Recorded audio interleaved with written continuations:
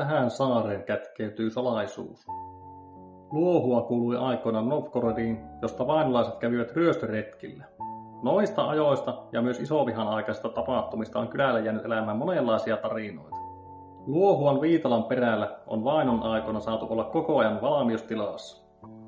Kaikkein kauimmaisena olevan Lähtölän tilan väki on pitänyt vahtia näkötornin avulla. Kun vihollista on ilmestynyt näköpiiriin, on viestinviejä lähtenyt viemään viestiä kylälle. Tästä tulee tilan nimi Lähtölä. Lähtölän tilan lähellä olevaan Kipsuan järveen on kyläläiset joskus upottaneet jonkin kirkon kellot isovihan aikaan. Järvessä onkin nykyään saari nimeltä Kellosaari.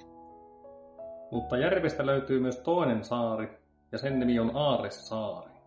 Kerrotaan, että tämän Aaressaaren rantaveteen on joskus kätketty aare, ja aarteen saamiseksi on olemassa tietynlaiset ehot. Jos onnistuu heittämään kirveen järven rannalta saareen, silloin saa aarteen omakseen. Toinen ei niin turvallinen vaihtoehto on ratsastaa varsalla yksiöisen jään pintaa pitkin saareen. Silloin myös saa aarteen omakseen. Onkohan sitä joskus joku yrittänyt? Kerrotaan, että joku mies olisi joskus yrittänyt heittää kirveen tuon pitkän matkan.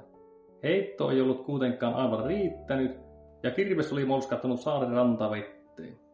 Aalloista oli kuitenkin noussut välkehtivä hopeinen vene täynnä aarteita. Vene oli hetken pysynyt pinnalla ja sitten vajonnut takaisin veden alle.